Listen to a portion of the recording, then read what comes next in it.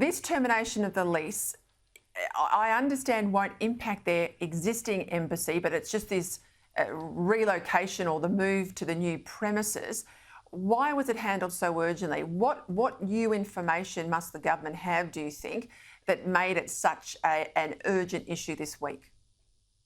Well, Peter, I think it was the failure of the National Capital Authority's attempt to eject the Russians from the site.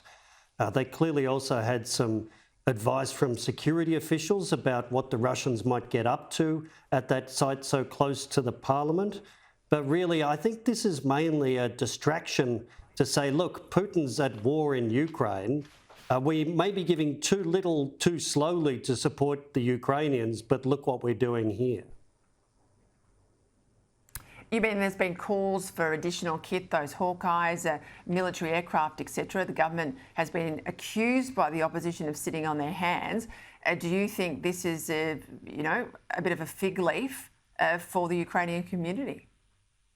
Yes, I do, because I think the problem of the Chinese embassy, a much bigger, more heavily staffed embassy that will be doing all the intelligence collection and foreign interference that we say we're worried about the Russians doing, that's just the neighbour to this site that we've said the Russians can't use. So I think this is a distraction.